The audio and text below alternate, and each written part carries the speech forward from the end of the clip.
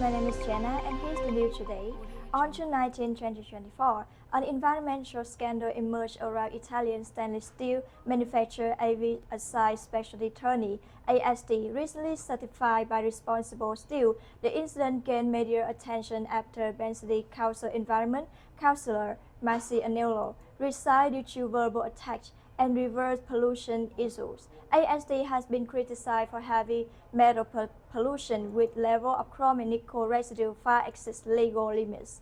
Nickel pollution is 12 times higher than German regulation permit, and chrome pollution is 200 times over the limit.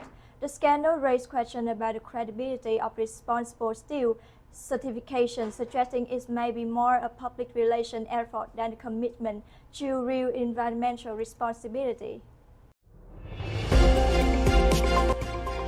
Rio Tinto announced a $226 million Canadian dollars investment in its Grand Bay smelter in Quebec, Canada. This funding will refurbish two now baking furnace and conduct feasible study for replacing subscriber and overhead fry crane at a now production center. The refurbishment for 2025 and 2026 involves rebuilding the concrete cell and refractory lining of furnace. This upgrade aims to ensure the competitive supplier of announced to crane bayers and lateral plants for decades.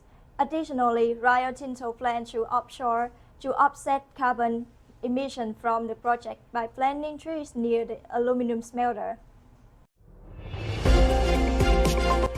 Australian iron ore substitute Fe CFR China crude on June 18 slightly increased by $0.95 to $106.2. The Chinese port iron ore arrival volume declined, and the downstream companies were more willing to replenish it.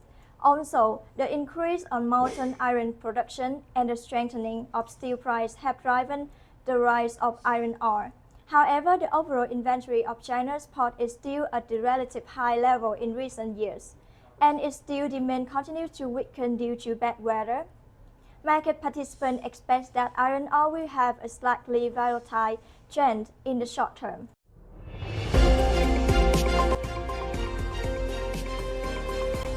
Copper supply and demand are shaped by various factors. China's demand, accounting for 55% of global consumption, heavily influenced price. The energy transition boosts demand, requiring more copper for EVs and renewable energy. Supply is affected by mine production disruption due to natural disaster, labor dispute, and political instability in top-producing countries like China, Chile, Peru, and the DRC. Inventory levels also affect price, with declining stock boosting price and rising stock lowering them. Long-term supply challenge and increased demand suggest potential future price increase. Environmental regulation and technological advancement further influence both supply and demand dynamics. According to preliminary data from the U.S. Department of Commerce, U.S. imports of hot rolled coil total about 185,000 tons in April, a decrease of 2.6% from March and an increase of 41.5% from April 2023 by value. April hot rolled coil import total $165.7 million, compared with $166.1 million in March and $124.2 million a year ago. The U.S. imported the largest amount of South Korean hot rolled coil in April, about 72,000 tons, compared to 73,000 tons in March. Other sources of April hot rolled coil import include Canada, about 15,000 tons, Japan about 18,000 tons, and Netherlands about 11,000 tons, and Egypt 7,200 tons. Back to Steel News. Ferrexpo, a leading Ukraine iron ore company, is committing to aiding Ukraine's recovery and support the global shift to green steel.